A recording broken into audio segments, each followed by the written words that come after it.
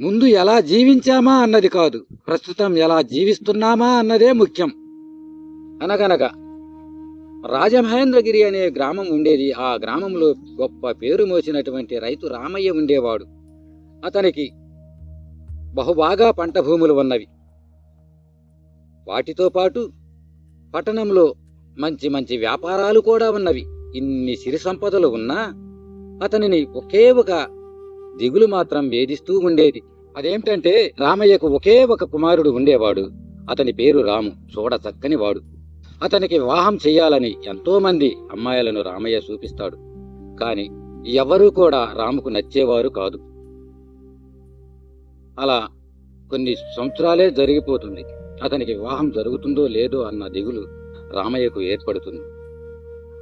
నా కుమారుడు ఎవరిని చూపించినా నచ్చటం లేదని చెబుతున్నాడు. ఇతను ఇక పెండ్లి చేసుకోడేమో, నా వంశము నిర్విరామమైపోతుందేమో అన్న దిగులుతో ఆలోచిస్తూ ఉండేవాడు రామయ్య. అలా జరుగుతూ ఉండగా రామయ్యకు వ్యాపార లావాదేవీలు చూసుకొనుటకు పట్టణం వెళ్లవలసి వస్తుంది. అప్పుడు తన కుమారుడైనటువంటి రామును పిలిచి, నాయన, మనకు వ్యాపారం లావాదేవీలు చూసుకున్నట్టుకు పట్టణం వెళ్ళవలసి ఉంది. కానీ నాకు ఆరోగ్యం సరిగా లేనట్టుంది. కనుక నీవు బయలుదేరి పట్టణానికి వెళ్ళిరా అని చెప్పి రాముతో అంటాడు. అప్పుడు రాము అలాగే నాయన అని చెప్పి అంటాడు. ఆ సాయంత్రమే రాము పట్టణానికి బయలుదేరి వెళ్ళిపోతాడు. అలా వెళ్ళినటువంటి రాము తన వ్యాపార లావాదేవీలను చక్కదిద్దుకొని మరుసటి దినమే తిరిగి తన ఇంటికి బయలుదేరుతాడు. మార్గమధ్యములో ఒక అందాల రాశి, అపరంజ బొమ్మ లాంటి ఒక అందమైన అమ్మాయి తనకు ఎదురవుతుంది. ఆమెను చూసి ఒక్క క్షణం ఆమె నుండి చూపును మరల్చుకోలేకపోతాడు. ధైర్యం తెచ్చుకుని ఆమెతో ఈ విధంగా అంటాడు. చూడు సుందరి, నా తల్లిదండ్రులు నాకు పెళ్లి చేయుటకు ఎంతో మంది అమ్మాయిలను చూపించారు. కానీ నాకు ఎవ్వరూ నచ్చలేదు. నిన్ను చూసిన మరుక్షణమే నా మనసు నిన్ను కోరుకుంది. నీవు గనుక నాతో పెండ్లికి అంగీకరించినట్లయితే నా తల్లిదండ్రులకు చెప్పి త్వరలో మీ ఇంటికి తీసుకుని వచ్చి నిన్ను మనువాడుతాను అని చెప్పి ఆమెతో అంటాడు. అందుకు ఆమె ఈ విధంగా అంటుంది, నేనెవరో తెలిస్తే నువ్వు ఇలా మాట్లాడవు. నేను ఒక పాప కోపంలో బ్రతుకుతున్నటువంటి అమ్మాయిని, అర్థమైందా? ఇక దయచేయండి అని చెప్పి అతనితో అంటుంది. అందుకు అతను, నేను ఓ మాట చెబుతాను, కొంచెం ఆగి వినండి అని చెప్పి ఆమెను అంటాడు. అందుకు ఆమె ఆగి సరే చెప్పండి ఏమిటో అని అంటుంది.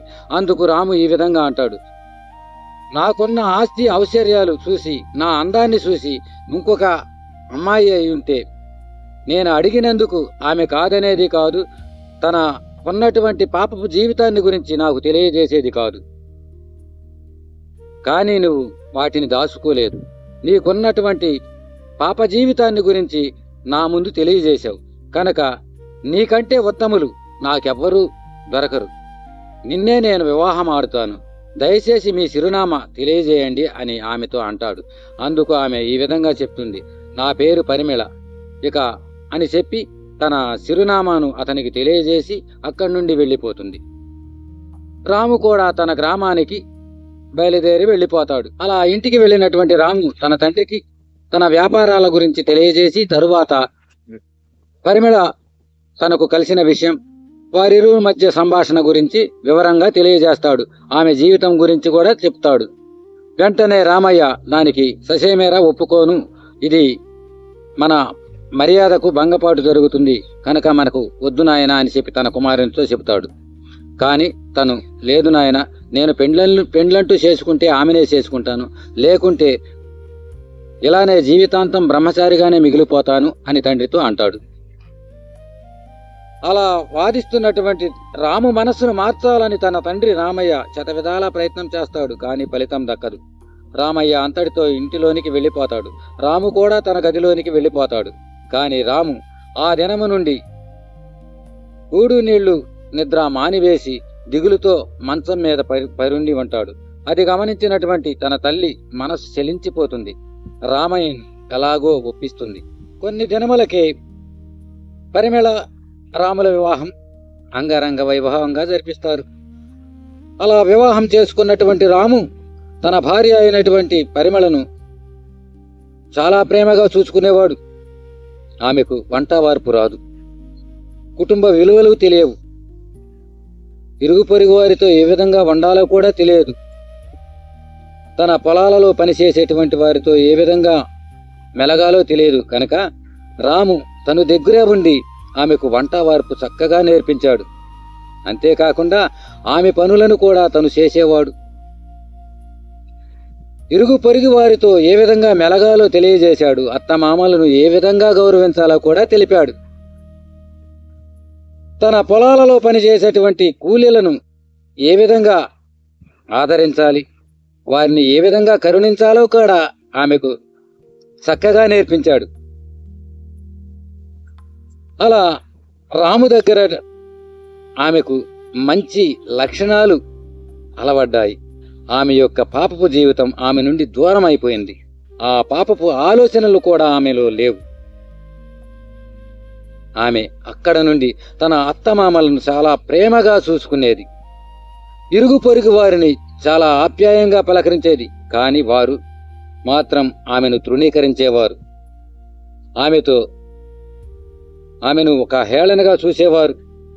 రామును కూడా ఆమెను చేసుకున్నందుకు హేళన చేస్తూ ఉండేవారు.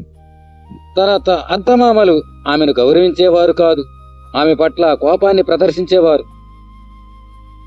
అలా కొంతకాలం ఉండగా ఆమె యొక్క ప్రేమను గ్రహించినటువంటి అత్తమామలు, ఆమె యొక్క ఔదార్యాన్ని తెలుసుకున్నటువంటి ఆమె అత్తమామలు, ఆమె తోటి వారితో, ఇరుగు పొరుగు వారితో మరియు తమ పొలాలలో పనిచేసేటువంటి కూలీలతో మెలుగుతున్నటువంటి ఆమె యొక్క ప్రవర్తనను గమనించి ఆమెను ప్రేమగా చూసుకోవటం ప్రారంభిస్తారు. ఆమె అలా అత్తమామలతో ప్రేమగా ఉండటం, వారి అత్తమామలను చాలా గౌరవంగా చూసుకోవడం, తమ దగ్గర పనిచేస్తున్నటువంటి కూలివారిని కరుణించడం, వారి పట్ల ఔదార్యాన్ని చూపడం గమనించినటువంటి ఇరుగు పొరుగు వారు కూడా వారి నోటి మీద వేలు చేసుకొని ఆమెను ఈ విధంగా అనుకుంటారు. ఈమె పాపములో నుండి వచ్చినా కానీ రాము దగ్గరకు వచ్చినాక కడిగిన ఆణిముత్యంలా తయారైంది. ఇలా కొద్ది కాలం జరిగాక రాముకి పరిమళకు ప్రేమకు గుర్తుగా పరిమళ గర్భం దాలుస్తుంది. రామయ్యకు పట్టలేని సంతోషం ఏర్పడుతుంది. నాకు మనమడో మనవరాలో రాబోతున్నారు అని. అంతేకాదు, తన కోడలు మారినటువంటి తీరుకు బహుబాగా సంతోషించి విందును ఏర్పాటు చేస్తాడు. ఆ ఊరి వారిని, చుట్టుపక్కల ఉన్నటువంటి గ్రామ ప్రజలందరినీ ఆ విందుకు ఆహ్వానించి, ఆ విందులో తన కోడలైనటువంటి పరిమళ మారిన తీరును వారందరికీ సాటి చెప్పి ఆమె యొక్క గొప్పతనాన్ని గూర్చి వారందరి ముందు పొగుడుతాడు.